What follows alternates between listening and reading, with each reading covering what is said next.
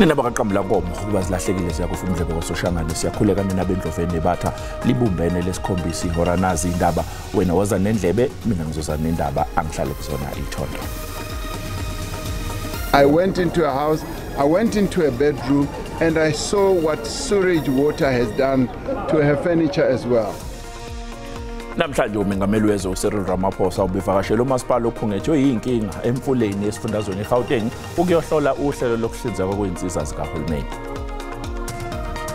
Do you think the accused would have reported the assault by other police to someone who has introduced himself as iPhoyisa elikhulu?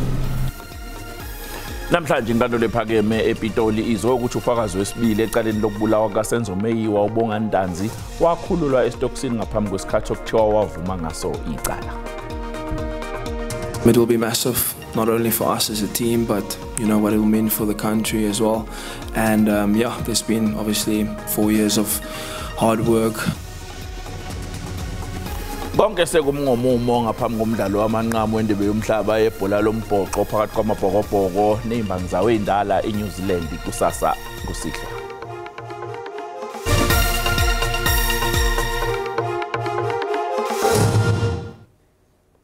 Umengameli wezwe uCyril Ramaphosa ubehambele kumasipala wasemfuleni esifundeni Sidibeng namhlanje ngokohlelo lukahulumeni lokubheka ibanga selihanjiwe maqondana nenhlelo zokuhlinzeka kwezidingo zomphakathi. Umengameli ugcine engafinyelelanga elokushini iEverton lapho isimo singesihle khona ngenxa yamapayipi avuzayo kanye nezitamkoko ezigobhozela emgwaqeni ohamba abantu. Nalabo abangamalungu esigungu kumasipala wasemfuleni bazithola bevika imigodi egcwele imigwaqo kule ndawo edalwa kakhulu ukugobhoza kwamanzi ngenxa yamapayipi avuzayo. Look, we definitely have a collapsed pipe here. We have a collapsed sewer pipe. We know that our infrastructure has aged, and that's why we are having what we call a Section 63 intervention together with WS. We are correcting these things. We have about 21 that will be dealing with the collapsed pipe around Everton. We have about 21 million that will be addressing this thing. So I know for the fact that after we are living here, the processes are starting. Umengameli wesizwe uCyril Ramaphosa uthi uhulumeni uzama konke okusemandleni ukuxazulula lezi inkinga. We couldn't go to every corner of this district. I did, however, go into the house of Kim Memang. No. Yeah, Wendy is her first name. Yes. Wendy Ndlovu. I went into a house, I went into a bedroom, and I saw what sewage water has done to her furniture as well. So I was exposed to the havoc and the damage that sewage water has done. Izakhamuzi zalapha eEverton zikhala kakhulu ngesimo sempilo abaphila ngaphansi kwaso. Yes, nenkinga ye-storage la from 2000. Kodwa mina ngina 15 years ngila. Sithi ngafika nje experience le problem esinayo. Na umgodi ubona nje lana wavaleka kunepipe elihamba la lavaleka ipipe leli. Umntwana noma ngangena lana bengeke simbone. Kubonakala ngathi zisenkulu izinselelo ezibhekene nomphakathi walapha eMfuleni. Ngingusamkele Maseko ngibekele izindaba zeSABC eMfuleni.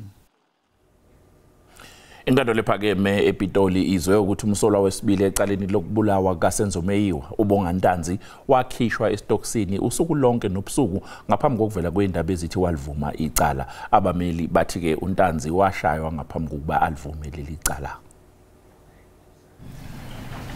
Ummeli uthi amabhuku asesitokisini sasePitoli akhombisa ukuthi umsolwa wesibili ubonga Ntanzi wakhishwa esitokisini emva kwehora lesishiyagalombili ekseni mhla ziyi-18 kuNhlangulana ngo-2020. Wabuyisela esitokisini ngakusasa mhla ziyi-19 usuku uNtanzi kusolwa ukuthi wavuma ngalo icala. Umshololo ke ubuze indlela uRapado azethula ngayo kuNtanzi. Do you think the accused would have reported the assault by other police to someone who has introduced himself as iPhoyisa elikhulu? It wasn't in a format of a threat. I said it diplomatically that he understood. Iphoyisa uNkosingiphile Maphumulo unqabile ukuthi wayeyingxenye yamaphoyisa asuka ngokushaya umsolwa wokuqala umuzi Sibiya. uConstable Wendell Jonathan elinye iphoyisa elingene ebhokisini lofakazi. From the time he was arrested, you were involved in the assault of the accused. Kusenjalo amanye amalungu omphakathi afuna abasolwa batetelwe. Silana sisi ukuzolwela amalungelo alabantu abayi5 abangaphakathi. Sizolwela ijustice yala eSouth Africa kusengosenzo meyiwa. It's been 9 years manje, no movement is happening, no justice eyenzakalayo eSouth Africa. Icala lizoqhubeka ngomsombuluko.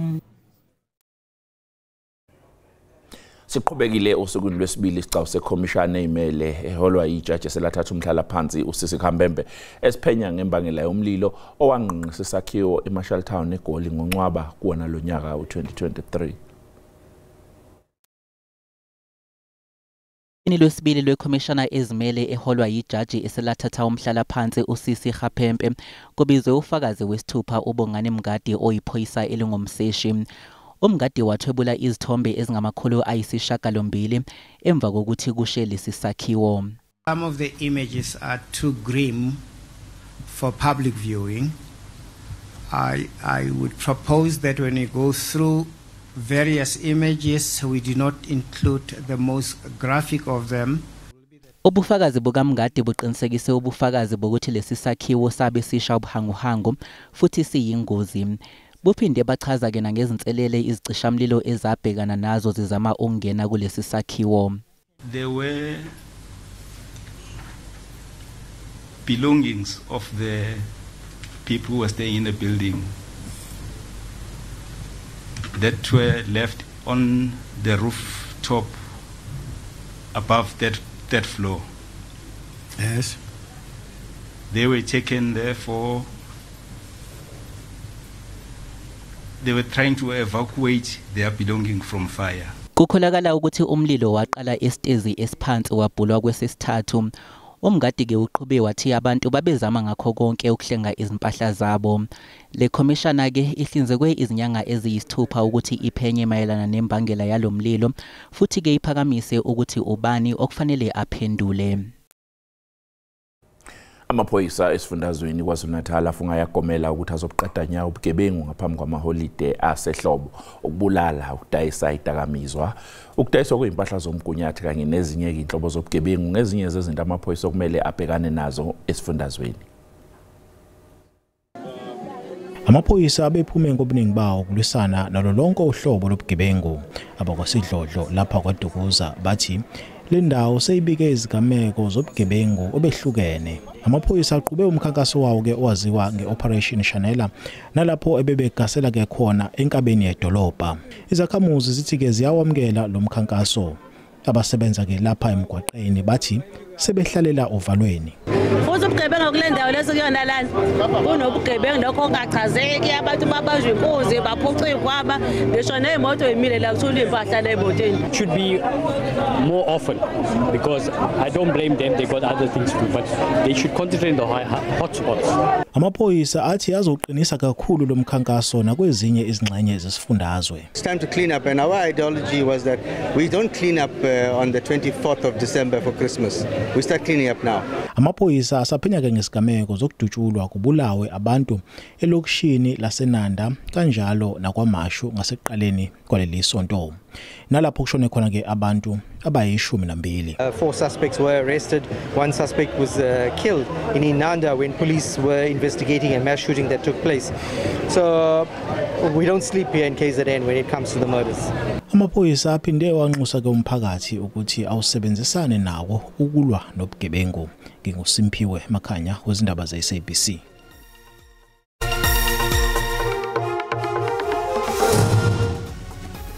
Asikubingelele sikwamukele ungabusanda kungena utabeni oluphambili besibike ukuthi namhlanje umengameli wezwe uCyril Ramaphosa ubevakashela umasipala okhengethwe yinkinga emfuleni eGauteng ukuyohlola uhlelo lokuhlinzekwa kweinsiza zikahulumeni. Mbokela sikhumbuzeke ukuthi lezi ndaba ikhona ku YouTube wena kumele ukwenze ngena kuyona uyicinga amagama athi SABC izindaba na kanjani uzoyithola zinjalo. Sikhona ke na ku SABC Plus. Uphiko lwentsha ye-ANC Youth League siphinde yagcizelela ukuthi ifuna ukuthi okungenani amalungu eParliamente angamaphesenti angama50 kube abantu abasebasha. Ikusho lokhu njengoba kubhekwe okhethweni oluzobanjwa ngonyaka ozayo.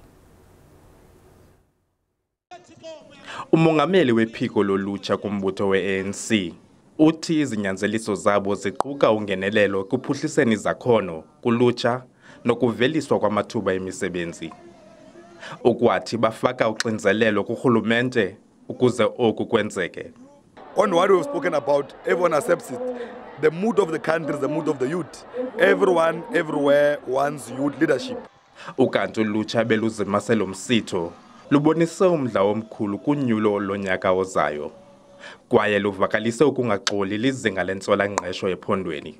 Abantu abafundileyo abangafumani imisebenzi into apha ebuhlungu because unabantu abahoya esikolweni ngenjongo zokutshintsha impilo zabo nenjongo zokutshintsha amakhaya wabo.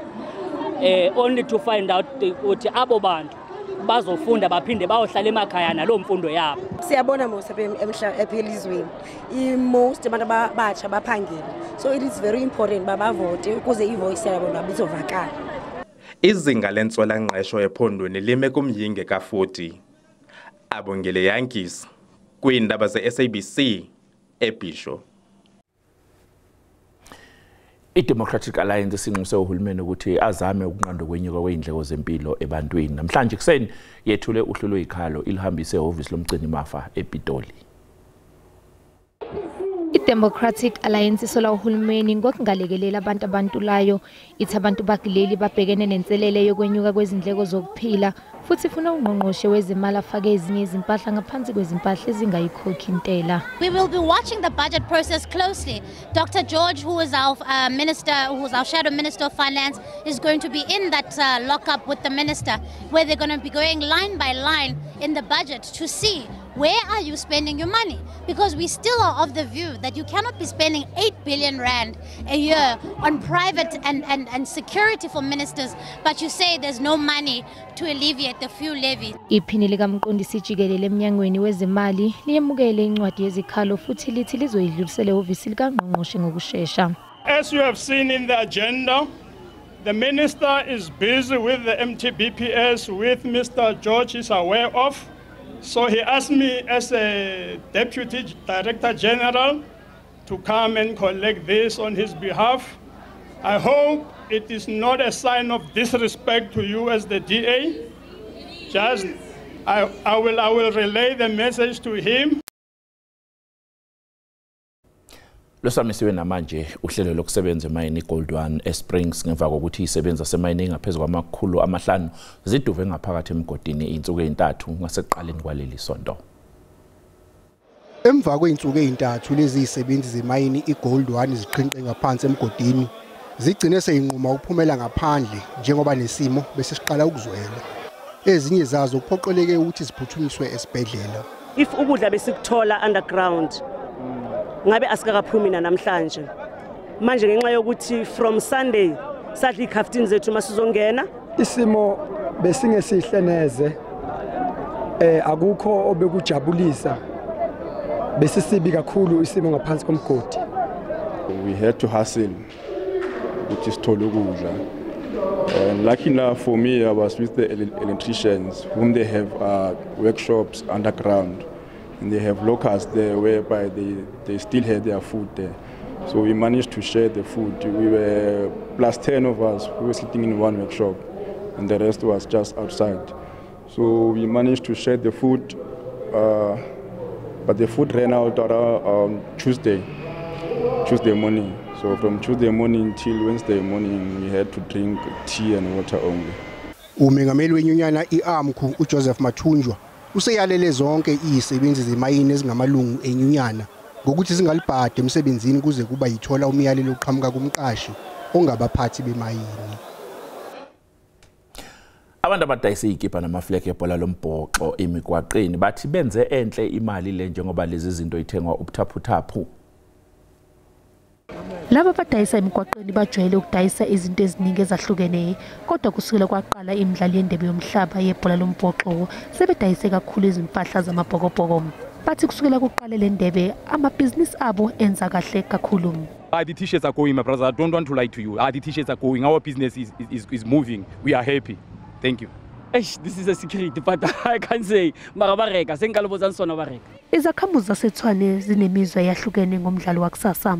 I think South Africa is going to win about 40-38. Truly speaking, All Blacks. I think Maboko is going to win. Abanye bathi umdlalo wakusasa kuzoba kufana nomdlalo wamanqamu wango-1995.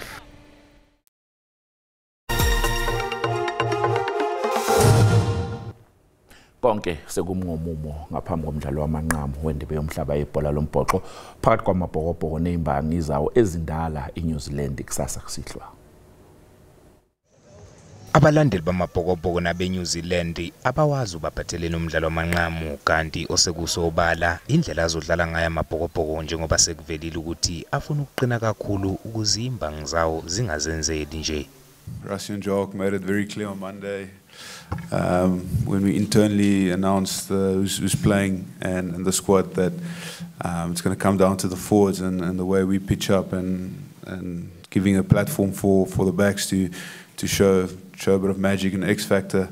But we all know the brand and style that the All Blacks play and how dynamic they can be.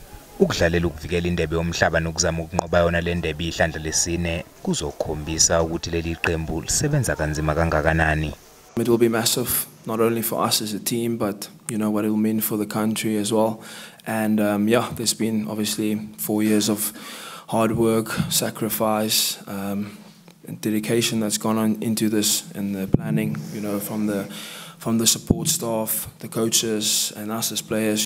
Emva kwamasonto alandelana ukushubile emqhudelwaneni webhola lombhoxo elakuleli kufanele lilungele omunye umdlalo omkhulu kanti futhi manje leli qembu lifuna ukuhamba enyathelweni zomlando walo.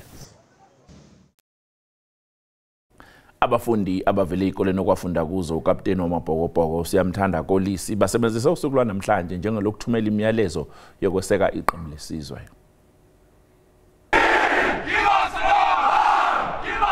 Abafundi besikolo samabanga aphezulu iGrey bebephume ngobuninzi babo bezokunika inkxaso amabhokobhoko xa eza kukhusela indebe yehlabathi yombhoxo xa iza kuqubisana neqela le-All Blacks. Usiya Kolisi wayedlalela iqela le-first team yesi sikolo sukela ngo-2008 ukuya ku-2009. Good morning, Sia, and your team of Bokke. We are thankful for all your efforts every week. You have given your all to produce a win each and every week. Thank you very much for your efforts. You truly are a symbol of hope for the country. You have unified the country, and we couldn't be more thankful for your effort. The staff are passionate, and the time and the commitment that they put in is huge. So with all of that, naturally we're going to get some talented players coming through. Kusenjalo isikolo sakwilokishi yaseZwide samabanga asezantsi iMsingini kulapho lwakaKolisi waqala khona ukufunda. Abantwana bakwesi sikolo bebechulumancile ngalentsasa yanamhlanje.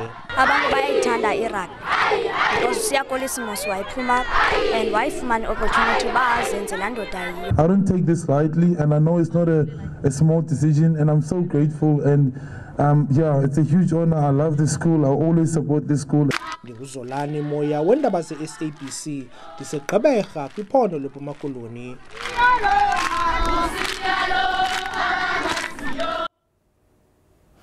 Mbokile sikubuze ukuthi ngokubona kwakho athina amathuba ukuthi amabhokobhoko aphakamise indebe yomhlaba ihlandla lesine kusasa, wena waphendula kanje.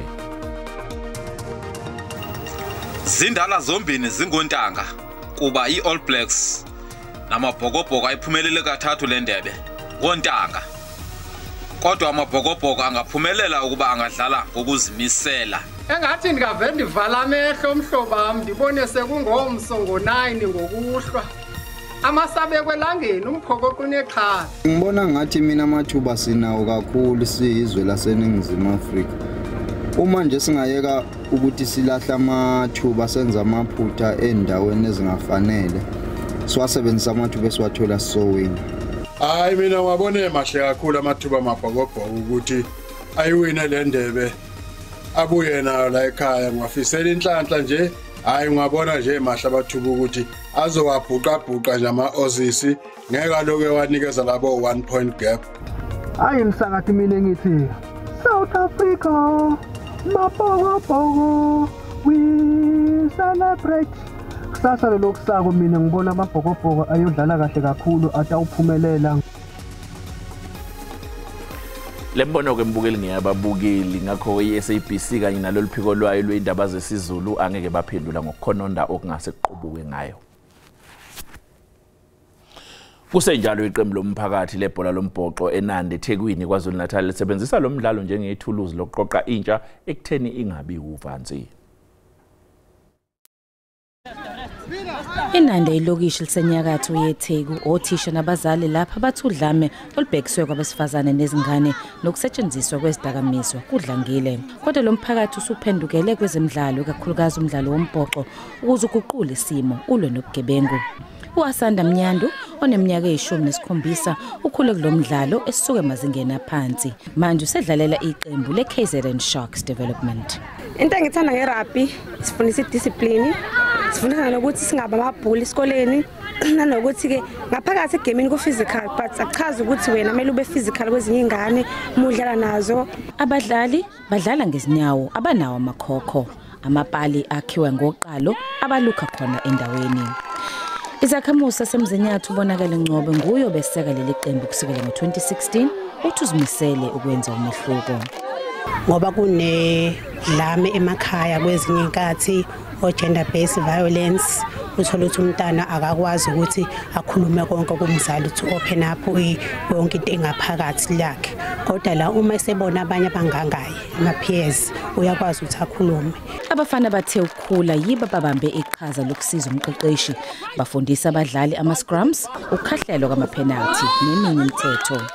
Labadlali bathi ngisho fly half yamabhokobhoko Andre Pollard idlalelo gageni kubo. Indaba zeSABC kungayenza Mhlongo emzinyathi. Mbukela umhlahlo wesimo sezulu yalandela emva kwekhefu.